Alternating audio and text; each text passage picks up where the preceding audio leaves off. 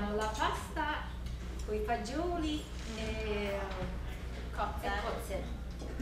And we're going to start with some olive oil in the pan.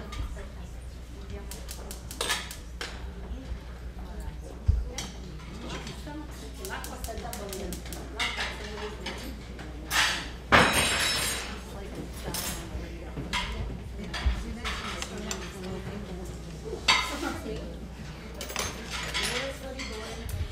The salt is already in the water.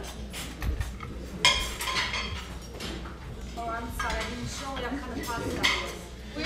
We're using ditalini pasta. You know, this ditalini. Any kind of, yeah, any kind of pasta. Ditalini pasta is actually the best pasta for this dish because it's not too big, it's not too small, and ditalino really means your littlest finger, the diminutive form of the finger, and ditale is a thimble for when you used to sew.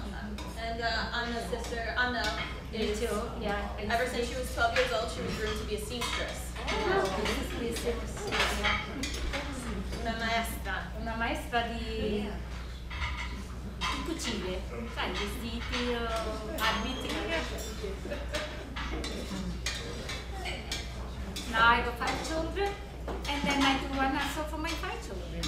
And she eats Mediterranean food and looks like this. Yeah. This is what slow food does to a body. So, I have some extra virgin olive oil going on a medium-high heat. And once we get a little action here, we're going to add some garlic that I'm going to...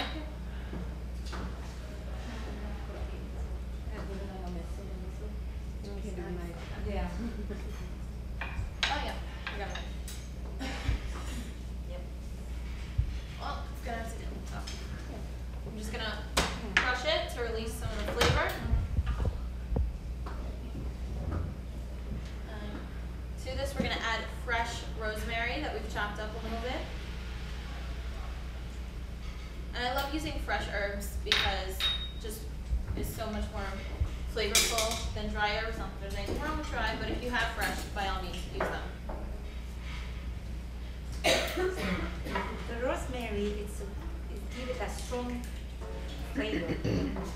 Just a little bit, you don't need to do a lot. Just, you know, just a little bit. You can smell it already. Yeah, the flavor is perfect for everything together. Alright, after that, we are going to put it and you want to saute this?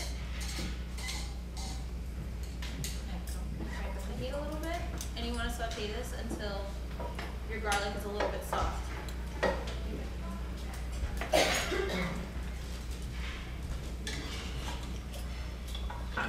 Straight on the pasta once in a while. Don't go to the other room and then sit down and watch it all the time. You have to be there when you cook, right?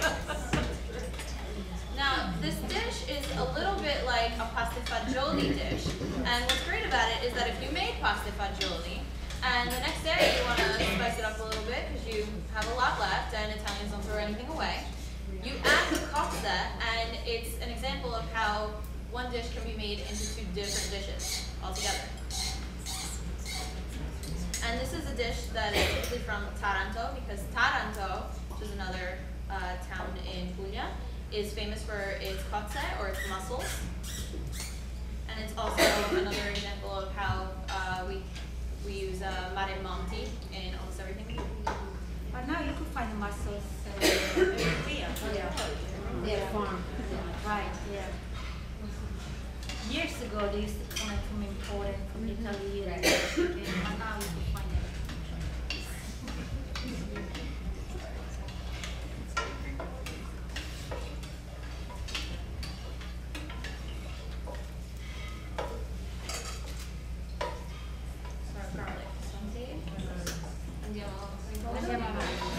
Andiamo avanti.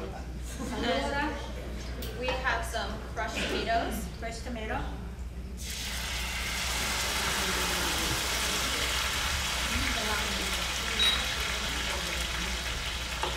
And we're not using fresh because canned tomatoes, canned peeled tomatoes, are actually canned at the height of their freshness. So there's no need to use fresh if you're not able to.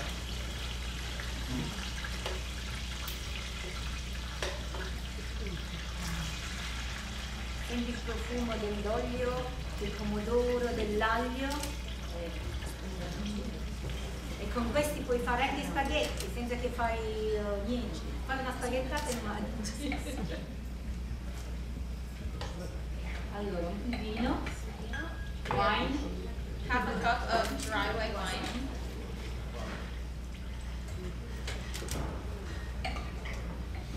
And we're going to wait for all of our alcohol to reduce. And the way you can tell that it's all reduced is that you won't smell alcohol anymore. You'll smell white wine, but not that, you know, I'm going to get a drunk flavor.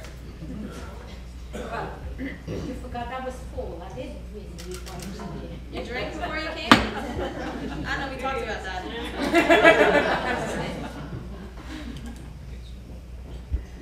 Okay.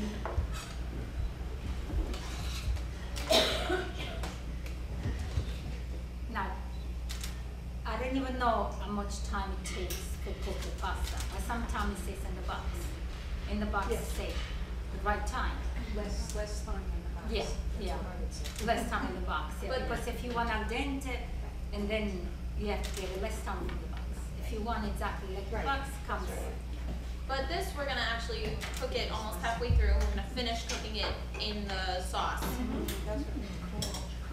And now we're ready to add our... We like I know. yeah, we like to try it. I do that. We're ready to add our fagioli, our white cannellini beans. And these are beans that we have soaked overnight from dry beans.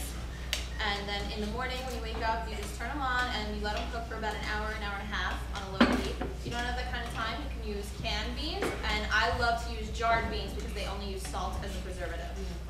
Do you bring them to a boil before you cook them on low for an hour? Yeah, you put a low. Yeah. No, you don't bring it to a boil. You don't bring just turn it on low. Yeah. It don't stir. Don't stir. Don't Cannellini. stir? No. Breaks them up. Yes. And they stuck together. If you started to stir, just to keep them there. That's how they cook. And when we add heat to the cannellini beans, really high heat like we're doing now, all the starch is going to release from the beans and go into our sauce and thicken up a little bit.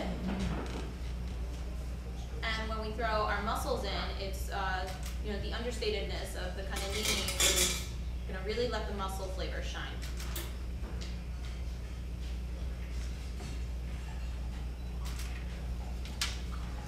I'm going to wait for a boil.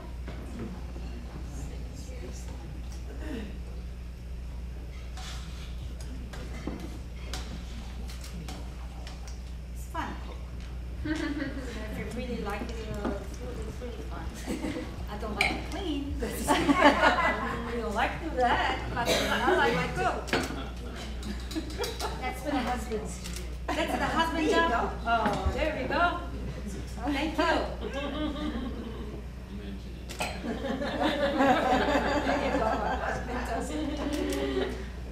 Allora, ci mettiamo il brodo. So we have a nice boil going, and we have our mussels, and you can get these already cleaned up from the fish store. But if you don't know how to clean mussels, you have to squeeze. You have to remove the beard of the mussel if there's a beard, and then you have to squeeze between your thumb and your forefinger, and stick your knife in between it, and then pop it open and scrape out all of the meat of the mussel. And what we're going to do is we're going to add the juice first. Because mussels cook very quickly, and if you overcook them, they'll be a little rubbery. So we want our cannellini beans to absorb the flavor of the mussels before we add the actual meat.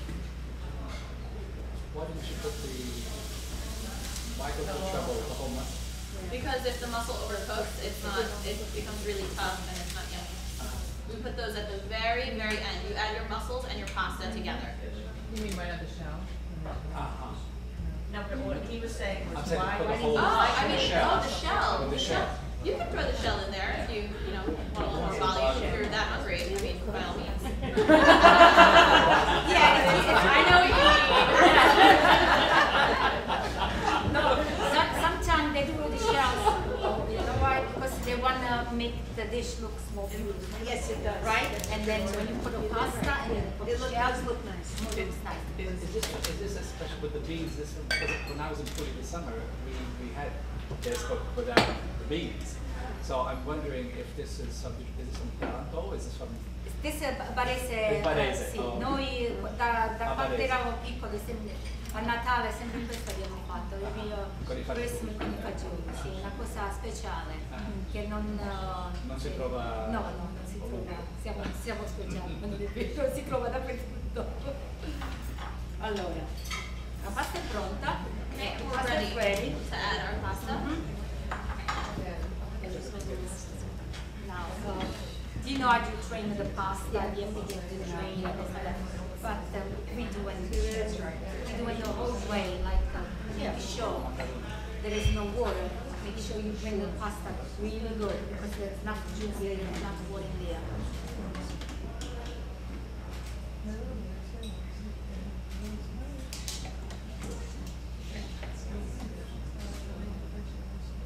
So the pasta is an effort, it's not all the.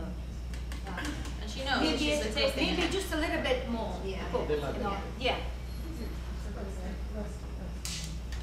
Because more you let it cook in there, more flavor absorb the pasta. Pasta. Now we add our Le cozze. cozze.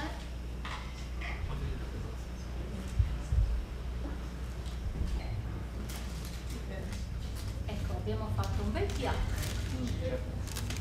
Pasta, cozze e fagioli.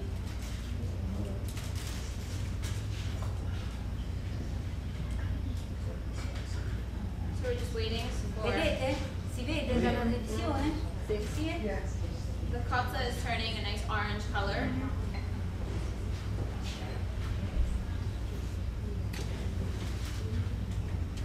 See that?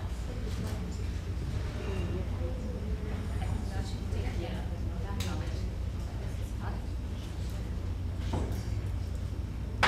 You can see the dish there, right?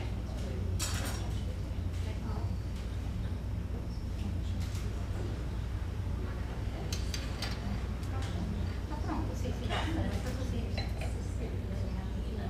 Allora. Only 2 minutes.